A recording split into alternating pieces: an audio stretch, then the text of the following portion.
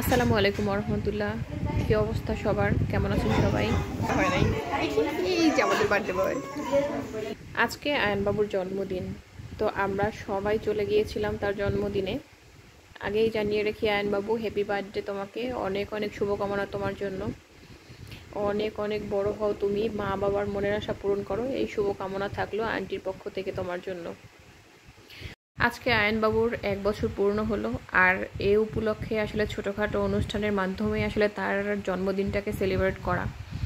অবশ্য জন্মদিন পালন করা আমাদের ইসলামে জায়েজ নেই, কিন্তু তারপরও আমরা দেখা গেল ছোট ছোট বাচ্চাদের খুশির জন্য কিন্তু আমরা অনেক কিছুই করি। তো সেরকমই একটা অনুষ্ঠানের আয়োজন করেছিল ভাবি এবং ভাইয়া। আর এই অনুষ্ঠানকে ঘিরে কিন্তু বাঙালি এবং ইতালিয়ানদের একটা সমন্বয় ছিল খুব সুন্দর। এখানে অনেক অনেক ইতালিয়ানরাও ইনভাইটেড ছিল, আর তার মধ্যে আমরা তো ছিলাম অবশ্যই। আর বাঙালিয়ানা অনুষ্ঠান মানেই তো হলো বাঙালিয়ানা খাবারের একটা জমজমাট আড্ডা। এখানে ছিল অসংখ্য ধরনের ডেজার্ট আইটেম এবং অনেক অনেক ধরনের খাবারের আইটেম, যা কি আর বলবো। আসলে বাঙালিদের খাবার দাবার তো সেটা তো আর অস্বীকার করা যায় না। একসাথে হওয়া মানেই অনেক অনেক আনন্দ আর অনেক অনেক খাওয়া দাওয়া আর আড্ডা। আমরা অবশ্য গিয়েছিলাম সন্ধ্যার পরে 8টার দিকে আসলে। আর এরপর তো কেক কাটার পালা বার্থডে বয়ের। তো তারপরে তো আমরা সবাই মিলে কেক খেলাম। অসম্ভব সুন্দর ছিল সেই সিনটা, মানে সেই সময়টা অনেক অনেক ভালো লাগতেছিল। আর সামিশনা তো অনেক অনেক বেশি এনজয় করতেছিল।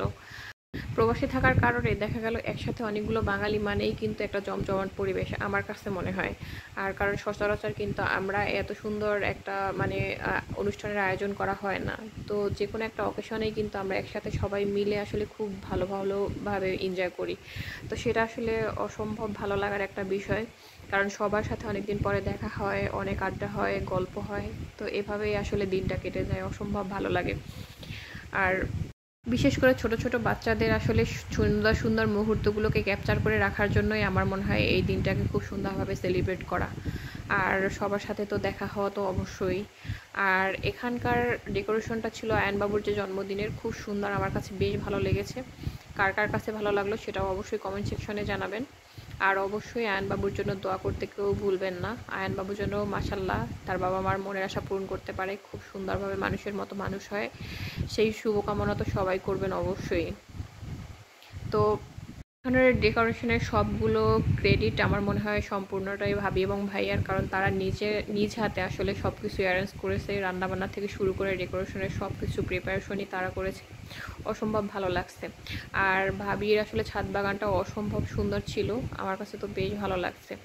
একেবারে ছাদ বাগানটা মনে হয় সব সব আর কি বাঙালি গাছে পরিপূর্ণ, আসলে বিশেষ করে সবজি গাছে।